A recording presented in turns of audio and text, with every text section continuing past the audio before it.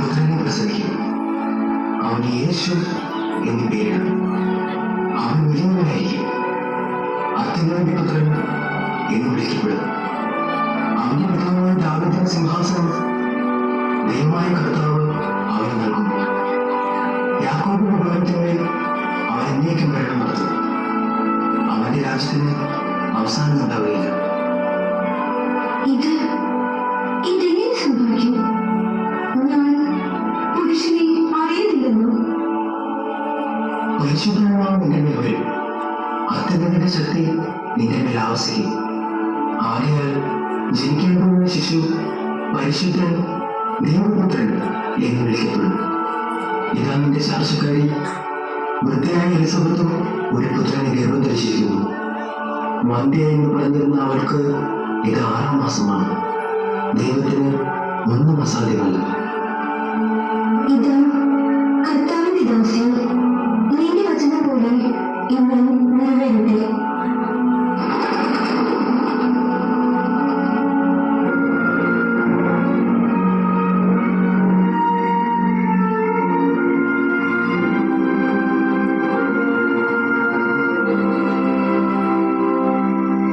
ഈ ഒരു അവസ്ഥയിൽ ഞാൻ അവളെ ഉപേക്ഷിച്ചാൽ ഈ സമൂഹം അവളെ കല്ലെറിഞ്ഞു കൊല്ലും.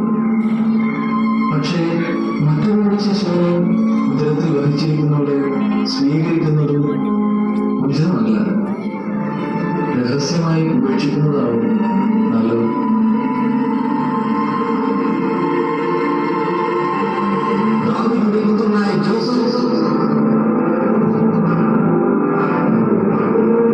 മറിയത്തെ ഭാര്യയായി സ്വീകരിക്കാൻ നീ ശങ്കിക്കേണ്ട. അവൾ ഗർഭം ധരിച്ചിരിക്കുന്നത് പരിശുദ്ധാത്മാവിൽ നിന്നാണ്.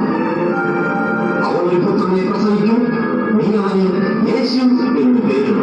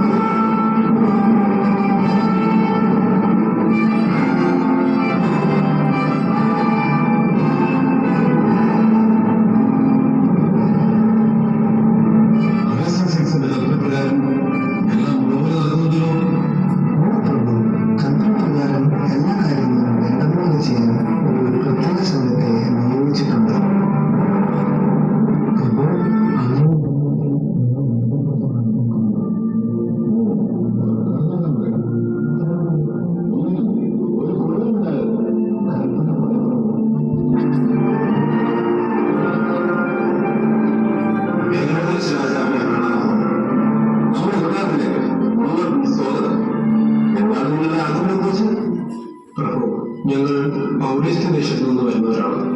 യൂദയാദേശത്ത് ഒരു പുതിയ രാജാവ് ജനിച്ചുവെന്നറിഞ്ഞ് അവനെ കാണുവാനും ആരാധിക്കുവാനും വന്നതാണ്. പുതിയ രാജാവ് നമ്മുടെ കൊട്ടാരത്തിൽ അങ്ങനെ ജനങ്ങൾ സംഭവിച്ചിട്ടില്ല. യൂദയാദേശത്ത് അങ്ങനെ ഒന്നും ഉണ്ടായിട്ടില്ല. പിന്നെ നിങ്ങൾ ആരെ കുറിച്ചാണ് പറയുന്നത്? ഏത് രാജാവിനെ കുറിച്ചാണ് സംസാരിക്കുന്നത്? ജനനം സംബന്ധിച്ചും ഇന്ന് ഞങ്ങൾക്ക് വെളിപാടുണ്ടായിരുന്നു. ശിശുവിനെ കണ്ടെത്താൻ യാത്ര പുറപ്പെട്ട നിങ്ങൾ വഴികാട്ടിയായി കിഴക്ക് ദിക്കിൽ ഒരു നക്ഷത്രമുണ്ട്. ആ നക്ഷത്രം ഞങ്ങളെ ഈ ദേശത്തേക്കാണ് നയിച്ചത്. അവരുടെ കൊട്ടാരത്തിൽ അങ്ങനെ ഒരു ജനനം സംഭവിച്ചിട്ടില്ലാത്തതിനാൽ ഞങ്ങൾ തിരികെ പോകാനാണ് ചെയ്യുന്നത്.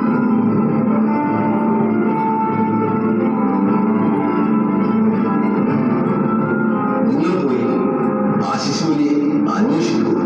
അവരെ കണ്ടെത്തിയാൽ മടങ്ങി വന്ന്